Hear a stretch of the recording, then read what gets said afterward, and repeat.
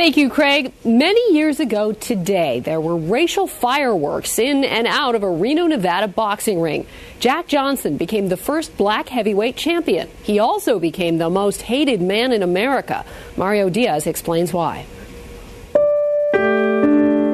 Jack Johnson was one hell of a champion, one hell of a heavyweight champion. Jack Johnson stood alone. He was Superman.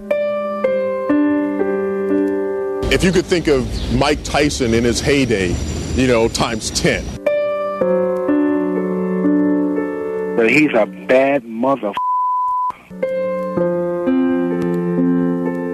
They couldn't beat him in the ring.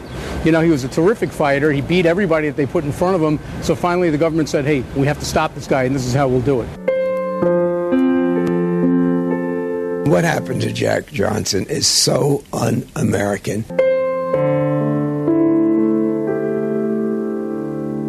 The American tragedy known as Jack Johnson begins nearly 150 years ago in Galveston, Texas. Born to former slaves in 1878, the future champ laced up the gloves for his first fight at the age of 15. He's been fighting ever since. He's being treated worse than your worst criminal because he cannot get a pardon in a country that is supposed to be blind when it comes to justice. 100 years ago, the world was not blind to Jack Johnson. He was 6'1" and all hurt. They say that the fear of man is another man's downfall. Well, they all fell before Johnson, and not by today's standards. Fights back in the day, they did something.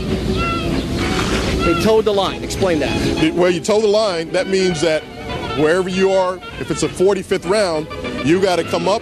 Both fighters have to come up. They have to meet the line and have to be ready to fight. Now, for whatever reason, you're in your corner and you can't make it to that line, and your opponent makes it to that line, he's the winner because you couldn't toe the line. And Johnson had no issues making that line. Never had any issues towing the line. But whites did have issues with the world's first true superpower. This is what Johnson became on July 4th, 1910, when the corner of the Great White Hope, Jim Jeffries, threw in the towel after 15 savage rounds. Wally, what was the crime committed here? Oh, the real crime was the fact that he beat a white heavyweight champion in Tommy Burns, and then he beat Jim Jeffries, a former white heavyweight champion. Jack London, a great novelist, and we all know who he is, he wrote Call of the Wild, actually wrote a newspaper story saying, Jim Jeffries, you must come off the farm and wipe the smile off this man's face. People couldn't stand the fact that this guy was physically superior to white boxers at the time. That's the real crime. Society viewed him as a black sheep. Johnson viewed society as a corrupted flock. And the champ let them know it by dating white women, including white prostitutes. Ultimately, the man considered by some as the first civil rights leader of the 20th century had 2 white wives by his 35th birthday. He wore their bigotry on his sleeve. He just poked his finger in their eyes. In 1912, in the midst of his championship prime, the government stepped in with a conniving political TKO, the Mann Act, a new law aimed directly at Johnson that made it illegal to transport women across state lines for immoral purposes. The whole thing with the Mann Act, that was aimed at a guy like Jack Johnson, a black man who wanted to be with white women. And when you think about that, that's mind-boggling that someone would write federal legislation just for you. The Mann Act was invented for Jack Johnson. It's really called the Jack Johnson Law, but they didn't want it to be so biased, so that's why they didn't call it that. Johnson, who by now had deep ties to New York City, fled the country. In 1915, he lost his title to Jess Willard in Cuba. 5 years later, he returned. The U.S. welcomed him home with an 11-month stay at a federal penitentiary in Kansas. Jack Johnson, man, he fought society on his terms, and he fought him by himself. He had no help. Now, some 65 years after his death, in the political ring of D.C., 2 Republicans, Senator John McCain along with Congressman Peter King, are leading the fight for an icon they never knew. In their corner, Democratic Congressman Charles Rangel and Senate Majority Leader Harry Reid. All feel that the proper resolution to right this historical injustice is to honor Johnson with a full pardon. For you, this is not a civil rights issue. This is an issue about America. This is an American issue. One, to show that America can correct what it's done wrong, and also to acknowledge what a great American Jack Johnson was. There are many in the sport of boxing, as well as those who cover it, and the politicos in D.C. that will do anything to see Jack Johnson get a pardon. However, there is one man that has failed to take action: President Barack Obama, which is surprising to many because here's the first black heavyweight champion with an opportunity to get his name cleared by the first black president.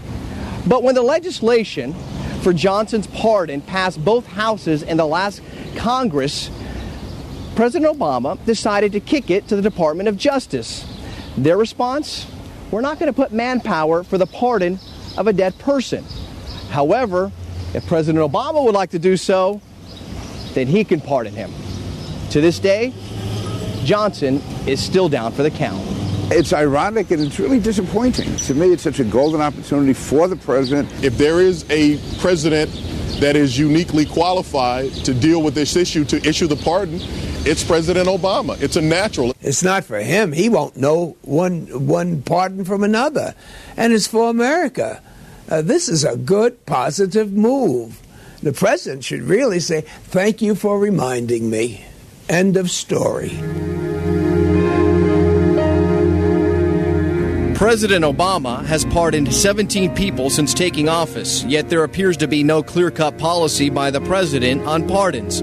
The White House refused to comment on inquiries made by Pix 11. However, the Constitution states the president's authority to grant pardons is essentially unfettered, which means that the man who built his presidency on a foundation of hope and change is the only one that provides a dead man his greatest hope at changing history.